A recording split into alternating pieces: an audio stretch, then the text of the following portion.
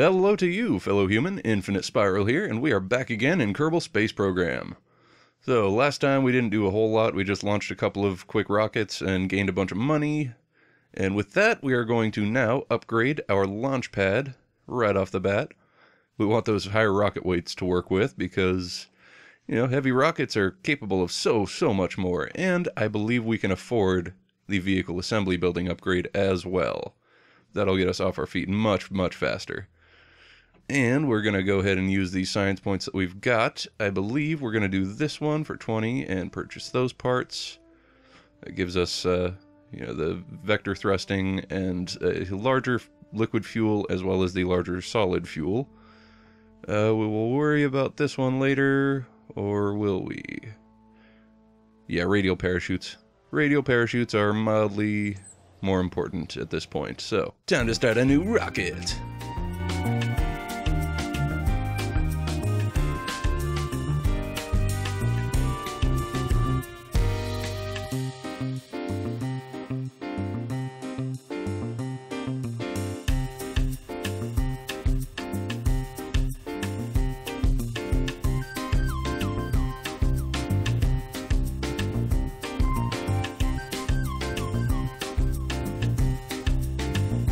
Alright, another throwaway rocket called the Harbaglarb. Indeed. And we will again crew you with Val, not with Jeb.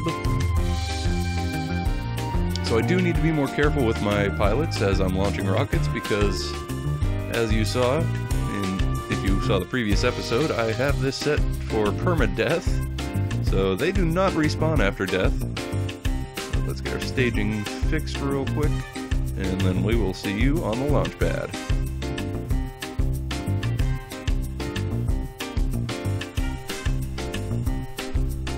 Alright, so I was going to get a little crazier with the top stage, but then I realized things were getting a little out of hand, and I don't really have the parts to support that yet. It would have been just massively unstable. I was going to have things coming off the side, but they all would have, like, flopped all over the place, and nobody needs to see just a horrible wreck right off the bat. Certainly you don't want to see crashes or explosions. No, you want to see competent flying. Well, I'll do my best to achieve that. So we've got these different sized solid boosters set up in separate stages so that we can, have to activate them all at different times. So basically we want these when it's at 100. Like so. Okay, now hopefully this doesn't get so insanely fast that it just explodes due to friction on its way out of atmosphere. Because, I mean, goddamn, we're already going 800 meters per second. But we've already exited the thickness of the atmosphere, and I do believe we're going to have a ridiculous apoapsis already. 63, that's not completely ridiculous. So, let's bring that up. And oh man, that is just wild. So as we approach it, we're going to start our radial burn, gravity turn, and see if we can establish an orbit right off the bat. I don't know that we will, because, you know, we don't have a whole lot of fuel on this top stage. Probably could have put a lot more on, but I don't know, I don't like stacking shitloads of the smaller fuel tanks. It seems very unstable to me. Okay, that seems like close enough to start this burn. Oh yeah, get that space music going. Alright, fuel is halfway through already. Definitely not going to get an orbit. Alas. Well, we'll at least get a new distance record for sure. And we probably already got new velocity records. Altitude 70K, escape atmosphere 50 grand for that. Oh, a little off of our heading there, and still got a decent amount of fuel. We'll keep burning. Like I said, I really don't think we're going to get an orbit here, but we can certainly keep trying for it. Keep it on the horizon until we run out of fuel. Oh my goodness. Okay, we ran out of fuel, but goddamn, that was halfway decent. With like, I don't know, 1 or 2 more fuel tanks, we probably could have done it. So, Harbor Glarb, let's get you down into the ocean, shall we? I'm gonna go ahead and activate my parachutes now. Before we're even in atmosphere. Because I am concerned. I hope we don't burn up on re-entry. That would be very unpleasant. We're probably going to end up flipping around. It seems like the engine always goes first. I guess the engine's considerably heavier than this cockpit, I guess. I don't know. Probably easy to compare, but I just haven't done it. So here we find out if the flip around is going to happen. Oh yeah, fuck me. Well, that was kind of amazing. Thing turned into a rolling worm for a second. Holy shit. I am glad nothing broke. Probably shouldn't have been in time warp for that. Oh well. Let's get to the ground. And it is indeed ground. What biome will it be? I wonder. So another change that was made is these parachutes no longer just snap open when you reach the designated height. So we're going to exit time warp. And it's probably going to happen relatively soon because these open at 500 above the ground, wherever the ground happens to be, and there it goes. But yeah, they kind of gradually flare up now, which is really nice because even when you're in time warp, like I said, it removes that sudden snap when they open, and it gradually does it. So makes it a little more safe on your ship when they open fully. So let's get to the ground, and I do believe that we have enough parachutes to make this a very safe landing. We didn't take any of our science in space. What dipshits. What a dipshit we are.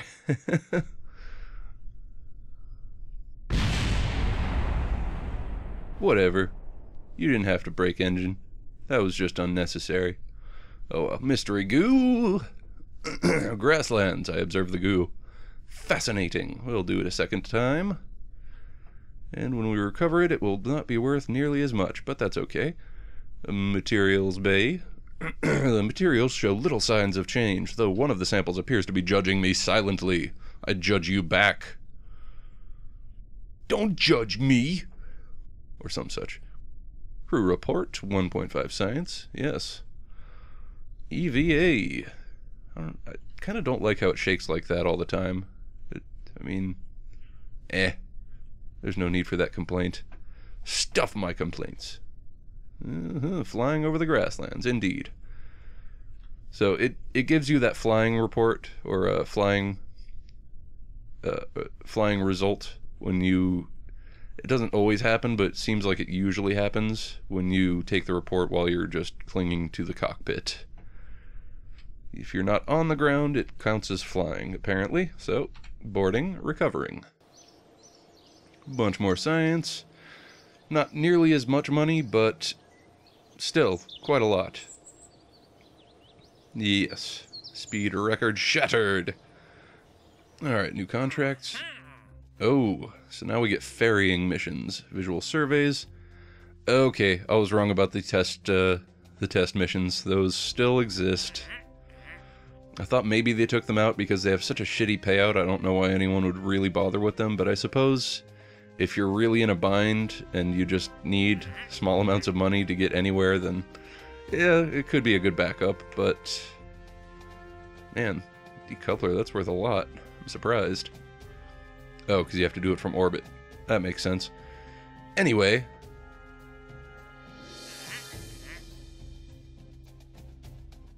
Alright, so we are going to unlock radial decouplers right here and now. This nose cone is new. I don't remember that. I guess it's more aerodynamic than the aerodynamic nose cone? Or, oh, it's small. Yeah, it must be for smaller sized parts or some such. So now we've got that and 20 science left, so not enough for any of these. We'll have to get to those next time, but that's just fine. And while we have this money, we're also going to go ahead and start. Yeah, there's 2 new campaigns or strategies here, which are just, yeah, like it says, bailout grant and research rights sellout. They're just ways for you to make money immediately if you really, really need it desperately. But yeah, it's sort of costly. But what we want is a fundraising campaign. I believe we are locked at 25%. Yes, we are. So it doesn't have a massive payout, but it's worth it, I think, just to get a little bit better funding. So there we go. Yes. Beautiful.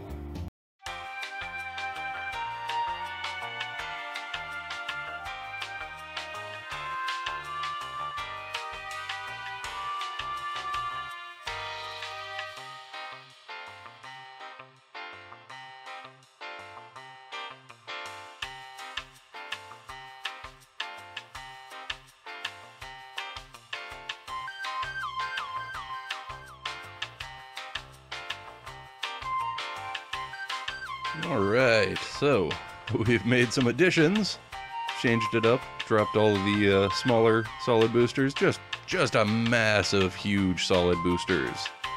And we're well within spec, so that's fine. Doubled the parachutes in order to counteract the almost doubling of the fuel. We had 4 before, now we've got 7, and now you are the, watch it, caps lock, Harbglarbulus. Harbglarbulus, yes, Harbglarbulus. I'm having trouble. Harbglarbulus. Good, save. Launching! Oh, got some twist to it, so that's not good. Hopefully that doesn't get too crazy.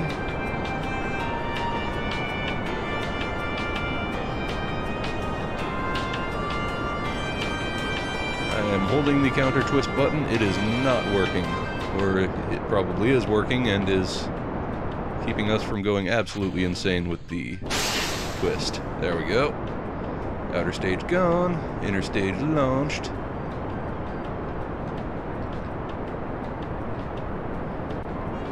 Oh yeah, look at that. Oh, aerodynamic effects.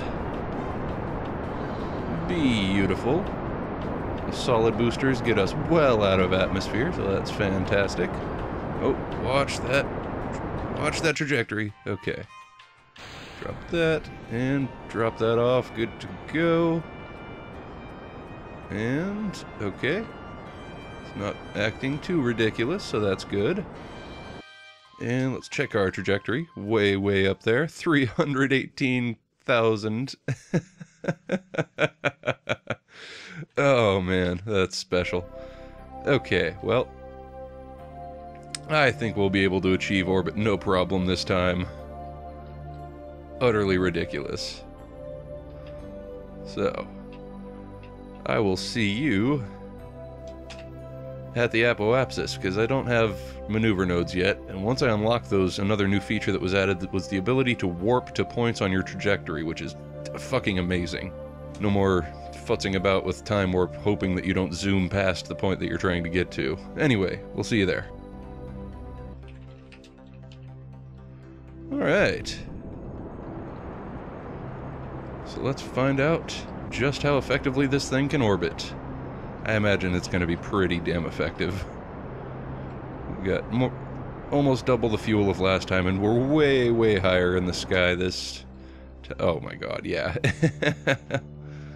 Just look at that. So these are some targets for visual surveys that we didn't accept? Did accept? We did accept those. Well, shit. Alright, well, we'll have to attempt those another time, because right now we're just going for orbit. And we're also going to continue this circularization as we approach the apoapsis again, because we started a little early. I didn't expect it to be quite so effective. So, here we go. Get it going. No, we don't need to raise it. We just need horizontal burn. There we go. Fuel, a little under halfway, and this thing pulls up a little bit when I'm accelerating because of all of the parachutes along the spine. It causes kind of an imbalance of mass. But it's not too horrendous, and I do believe we're about to get our periapsis. No, that was premature, but there it is. There it is. Yes. Orbit achieved. Beautiful. Circular orbit even. And hopefully just enough fuel to deorbit this thing, because we have completed our contract and achieved orbit. Our speed record was not quite reached. We'll get to that on another attempt, I'm sure. It's not like we were specifically going for that. So yay, we're in orbit. And while we're here, let us go ahead and grab our science. Oh yes, in space high over Kerbin, 37.5 science. The high radiation environment caused a few of the samples to glow. It looks like it would be fun to paint the rocket with this. Yeah, probably would. I wish we could. A glowing rocket is a good rocket, I suppose. Mystery goo observation while in space high over Kerbin. The goo feels right at home here. 15 science, wonderful. And we will, of course, take the second, because even though it'll be worth less than the 15 of the other, it'll still probably be worth more than anything we'd take on Kerbin. So let's grab ourselves a crew report. Yes, 7.5. Crew reporting in from space. I'm not going to try a girl voice. I mean, I could do falsetto, but it doesn't sound girly. It just sounds like a guy talking in a falsetto voice. And it's a little crackly at that. You know? Anyway, let's get ourselves... Well, actually, no, I was going to say let's get ourselves to the ground, but we are first going to complete a full orbit, because that will unlock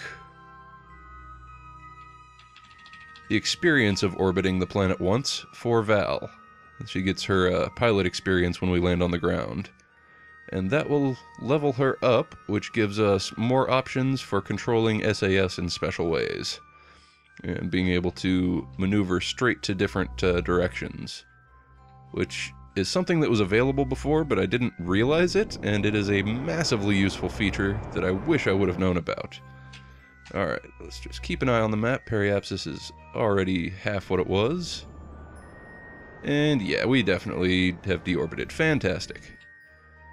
And we even have a slight amount of fuel left. Maybe half what we started with before the burn.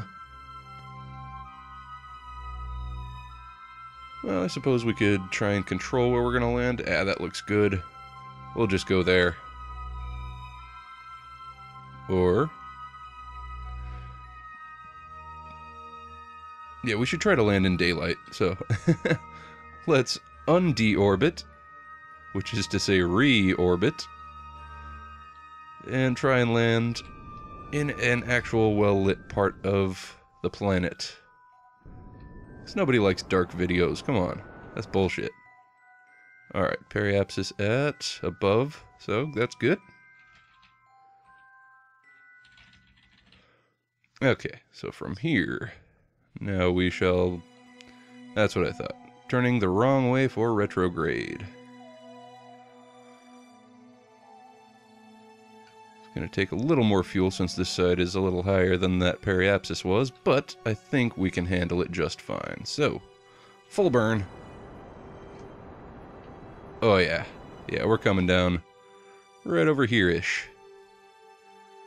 Cool. With even a bit to spare. So let's just do a skyward burn to bring that a little further over. There are terms for skyward and groundward that aren't skyward and groundward. I learned them and then unlearned them immediately afterwards. Not intentionally, I just forgot. I know, or I do remember that the other two, the north and south, or just rotational ones, those are normal and anti-normal. So that's interesting. Oh, geez, didn't mean to get a periapsis going. That's a little ridiculous. Well. Man, I don't know if I've ever successfully landed in this crater. I always wanted to. I mean, seriously, look at that. That is a majestic... that was interesting. That is a majestic crater. Just look at that thing. Huge impact. Anyway, let's get down to the planet. Alright. Pop the parachutes, and we are employing atmospheric braking. Because we were actually still in orbit, but that... oh god, that's... Fucking time warp. I need to remember to stop doing that when I'm on re-entry. One of these times it is not going to be successful and my ship is going to explode instead of just bending massively out of shape. That was cool looking though.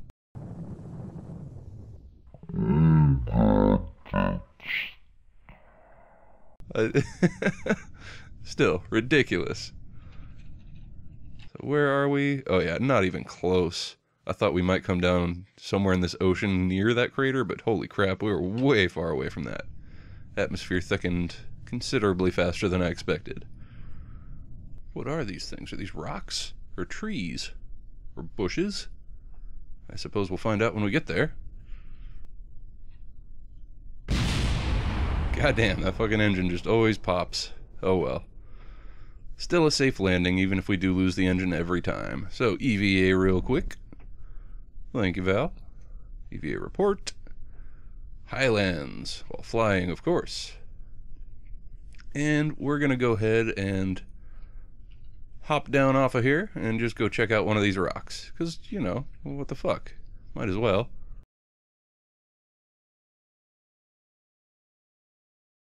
Fascinating. Seems... okay, it doesn't exist. I was gonna climb it, but I guess that's not an option here. I was thinking maybe it's like a meteorite impact or something. Yeah, trying to hit the clamber button, but they are not climbable. Well, anyway. There seems to be some interesting debris over here. I don't know if that's like meteorites or... No? Oh, okay, it appears to be a forest. Interesting. Anyway, so now that we have successfully orbited and deorbited and gotten some experience for Val and come over here and checked out this seemingly non-existent rock that we just run through. Yeah, nice. We're going to go ahead and call the episode here. If you enjoyed what you saw, go ahead and leave a like. If you'd like to see more, go ahead and subscribe. I have been Infinite Spiral. This has been Kerbal Space Program. And we will see you in the next episode. Thanks for watching.